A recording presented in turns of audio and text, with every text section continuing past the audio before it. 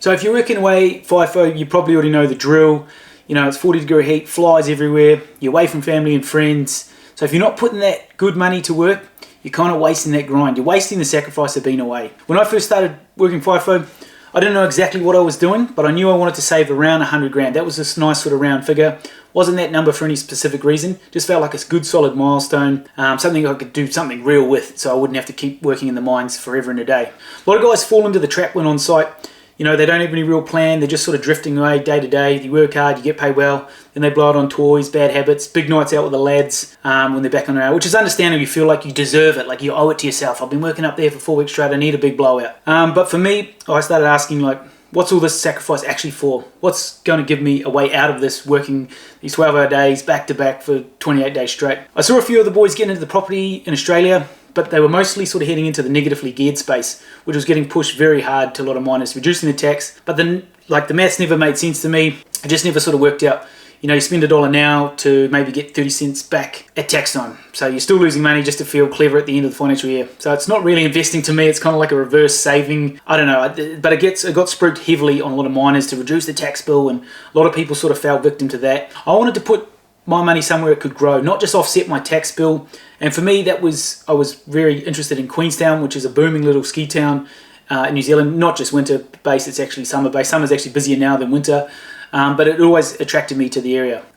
You know, it was a place I actually wanted to do something with and spend some time down there. In the end, I didn't actually end up spending much time down there myself, but it wasn't just a box in a suburb, just, you know, like the cookie cutter box that everyone sort of buys into these subdivisions things. It was more of a lifestyle move and a bit of logic in there together as well.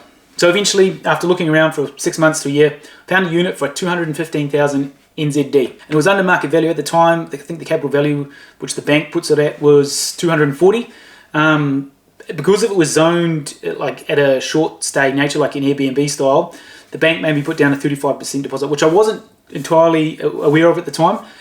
So it worked out to be, it was around almost 75k all up, which took up majority of that first 100k, which it took me about a year and a half to save that 100k. But I still had a little bit of a cash buffer left at the end of the day. So when you're up at site, you get a lot of time to reflect and think, especially in the evenings. You know, there's not much to do. You just watch Netflix and kick around. So a lot of guys go to the pub, drink beers.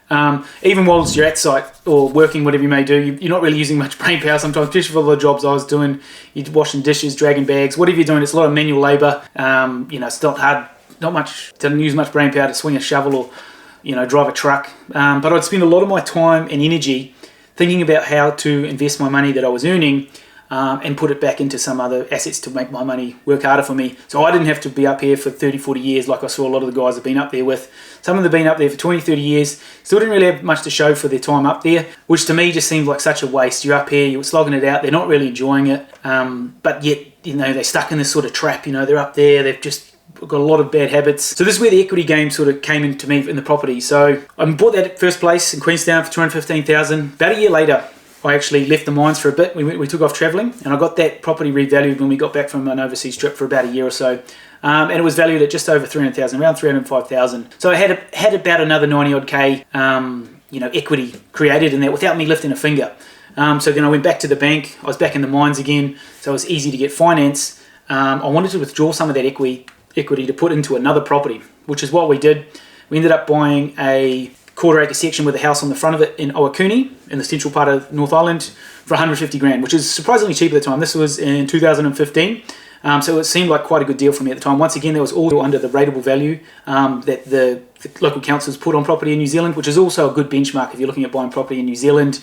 Properties that are under that sort of capital value almost bakes in a bit of instant equity. So I think at the time that probably had a rateable value of 185,000, and I was buying it for 150. So you know, you already got 35 grand there of sort of instant equity the day you sign over, which is nice, especially in the bank size. They're always happy to lend on these sorts of things. But I didn't have to put any of my money back into this deal because, like I said, I already had that 90k equity that I withdrew from that first property on Queenstown. So I was sort of recycling that initial first deposit. This is quite common practice in the real estate game. You read a couple of books, they'll probably start talking about this, but it was good to actually put it into action. Later on, I ended up putting a unit at the back of that property. So then we had two properties on that one quarter-acre section. Both were about 500 square. We did a drag and drop, so we put a house on there. There's from a central house moving crowd in the central North Island. Instantly, from putting the house on the block, cost about 120 all up, the time was connected and everything, the property was worth around 250 grand. This was a couple of years later, so I created a lot more equity in this property just by doing that as well. It was fairly straightforward in the grand scheme of small subdivisions. This was my first time doing a subdivision of this sort. But the guys down there at Central House Movers did a fantastic job helping me out, especially with liaising with the council and speaking the whole council jargon. It's a whole language in itself. If anyone that's ever dealt with the council, it's a whole language in itself, and if you can get someone in your corner helping you out with that, definitely worth spending a little bit extra just to help you sort of navigate the council bureaucracy. Unless you enjoy sort of scrawling over paperwork and squabbling with the council, by all means then get into it. If you don't, then I recommend it's a good way to go. Get someone to help you out if you're starting to look at doing a subdivision or something like that. We eventually sold the first property off, the one on the front part of the section, and then eventually we did sell the back section off as well. So after Icuni and we did this little subdivision, we also withdrew some more equity from doing this little subdivision.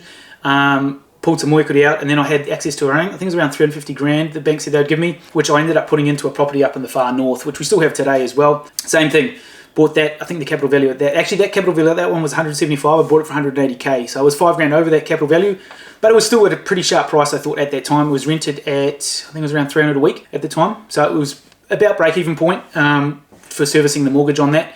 Once again, didn't have to put down another deposit on it, so it was just kept recycling that initial deposit. Just all off that first 75,000. Didn't actually have to put any of my own money up.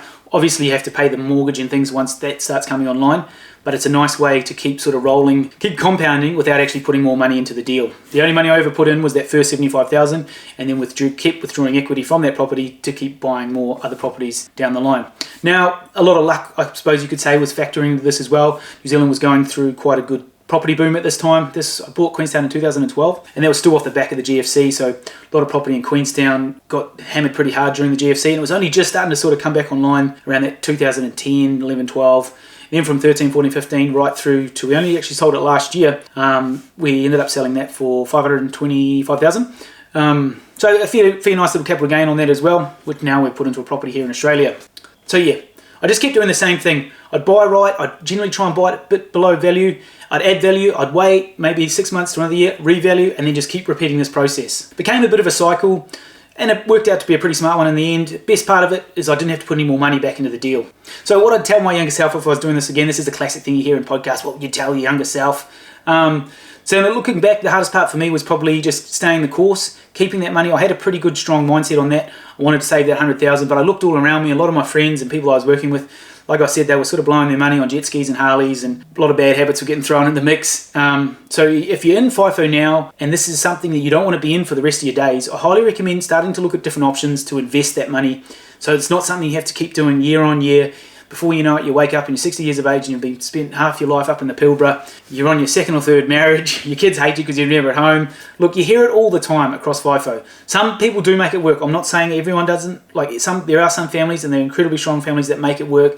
The husband or partner is away for 4-5 weeks at a time, comes back for a week. But generally you'll find they have a good goal or a good purpose to why they're doing this. They want to buy a family home and set themselves up, and then they'll eventually get out and then do something else. That's generally what you'll find for these guys that really make it work. It's the ones that don't have any direction. They're sort of going through life, just blowing all this ridiculously good money. Especially coming from New Zealand, I was shocked at how much money I was earning in Australia for the jobs I was doing. You know, they were basic jobs, utility roles, whatever the job is, whether you're a scaffy or a TA, whatever it is, you're on 6 figures plus. For me, that was big money. For some of you guys, maybe not, but for me, that was pretty big money at the time. So don't waste it. Just put that money to work. So if you're doing FIFO now, not sure where the money's going, this is your wake-up call. Use this job to build something real and meaningful.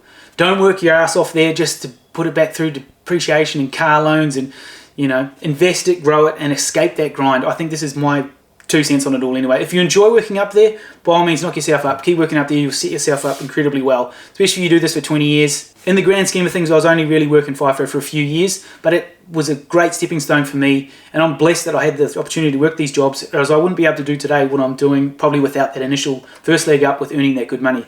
It would take me probably 10 years of working a regular job, whereas I could do that within a couple of years working in the mines. I could save 100 grand. If I was working a regular 9 to 5 in New Zealand, it'd probably take me, I'd say 10 to 15 years, and that's hard saving to get to anywhere close to 100 grand. So I was truly blessed, and definitely I highly recommend people that want to save some money or get work in the mines, go in there with that mindset. I was probably saving around 70-80% of my take-home pay after tax. I still paid myself a small allowance. You just got to watch, you have that lifestyle creep as well. All of a sudden you're going out for beers every other day. You're buying nice cars, you're buying nice clothes, you're buying whatever you're buying. Try and put away a lot of that, or even funnel a bit into your super as well if you can. So if you're working FIFO or trying to get into FIFO, I share videos around FIFO and everything that I've learned up until this point. Still continually always learning things that I can learn along the way. So if this is something you're interested in, definitely come along for the ride, hit subscribe, and we'll catch you in the next one.